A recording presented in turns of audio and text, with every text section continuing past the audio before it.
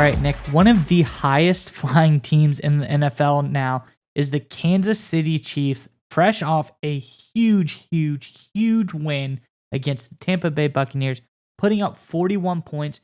This is one of the highest scoring offenses in the NFL up to this point, and they have been extremely impressive. No hill, no problem. Patrick Mahomes goes out and does it with a multitude of different weapons on this offense.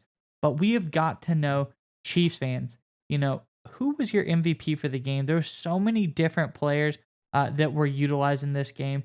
So let us know in the comments below who was the MVP today for you. But Nick, I believe we have a story on two rookies who have kind of been starting to stand out for this Chiefs team and how they've been utilized. What do you got? Yeah. So we talk about the Chiefs all the time. They're kind of a top-heavy roster, mainly because of Mahomes' vast deal, massive deal. So that forces them to draft really well, and they've been freaking crushing it in the draft game and sometimes in the undrafted free agent game as well. And this was kind of a breakout game, I feel like, for Isiah Pacheco, a fan favorite, a guy who's been under the radar, who the Chiefs are really high on. I don't know if you remember Chris Collinsworth during the broadcast actually brought up the fact that Chiefs really love this guy. They kind of view him as the best kept secret. This was kind of a breakout game for Pacheco. He ran for 63 yards on 11 carries. That's almost 6 yards a pop. Did really good in the return game as well. Averaged over 30 yards per kick return, including a 42-yarder for a long one. So very good there. And the Kansas City Star, Chiefs Wire, as part of USA Today, reported that Pacheco actually had a career high in snaps. So the Chiefs are starting to get him involved in the offense more. They're starting to do a lot more things with him, and he gives them a lot of opportunities in this offense. And especially, I know Clyde Edwards-Helaire had a decent game, but he did drop that incredible fourth down. I don't know how he dropped that. It was a guaranteed touchdown. So, well, even though Helaire has been doing okay, I really see Pacheco kind of slowly taking over, if not the number one role in this offense as a running back, but the 1B role potentially going forward. What do you think of Pacheco's performance in this Kansas City offense going forward? Yeah, so far so good. Early on, going into the season, you'd think Elaire number one, and then like Jerick McKinnon number two. Through preseason, through training camp, all those things, Pacheco has really made himself a standout and worked his way up.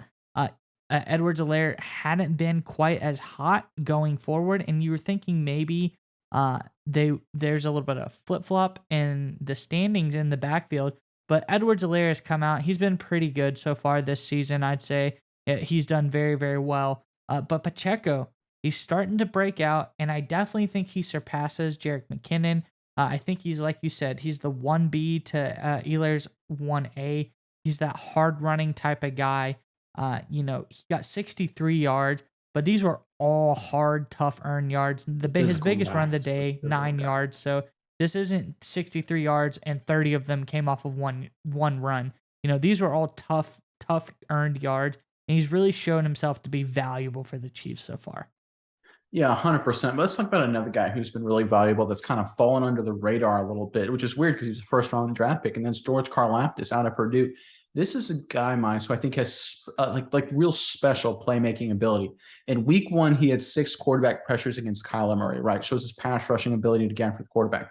How about against the Tampa Bay Buccaneers? The guy plays the run perfect, has a huge tackle for loss, blows up a running play.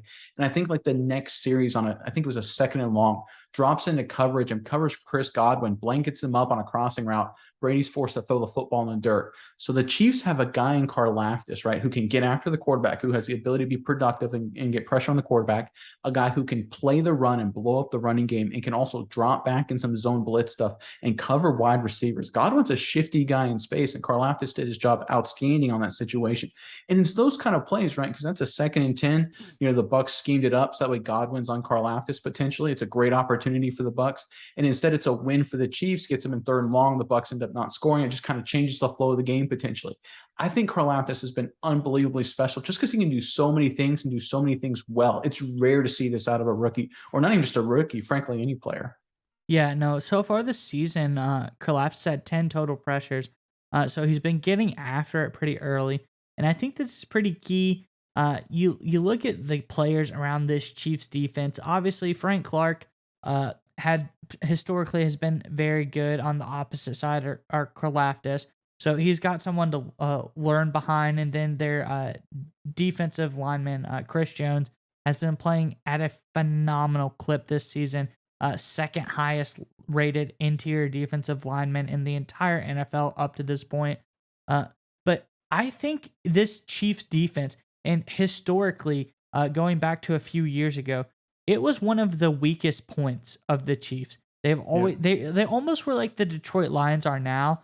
Super high powered offense, and just literally a giant hole back there on defense, and it was an arms race every play. But year after year, it's slowly been building up. Obviously, they've got Karlaftis, who's been really good. Chris Jones has been really good. L'Jarius Sneed is sneaky good. Another guy they drafted last year, Nick Bolton, has started to come out, and just all around the ball, they're getting good. And that's why Karlaftis being good this early is such a key, because if this Chiefs team can draft defensive players and kind of sneakily build up a good defense, this is a team that can easily make a deep playoff run. They are primed. They've done it before. They've done it multiple times. They always go deep every single year. And with a defense, they could even make it to the big one. Like, this is a team that's primed to have a phenomenal season. If this defense is already starting out this early with a bunch of young guys and rookies around the ball, they can progress throughout and get even better come playoff time. How about the Chiefs, though? One final point here. How about they do everything so smart, right? They draft in the 7th round Pacheco, right? That's when you get running backs, right? You don't use the high 1st round picks on running backs. They're a dime a dozen. You can get a lot of quality ones late in the draft, and the Chiefs proved it with Pacheco here. But they go in the 1st round, they get the big guys up front. They get a guy like Karlaftis. You see a lot of teams, sometimes they get good players, but they use 1st round picks. They trade and use big money on running backs and receivers. Instead, the Chiefs do it smart. They get the big guys early, and they get the skill guys late. And you're seeing the dividends now.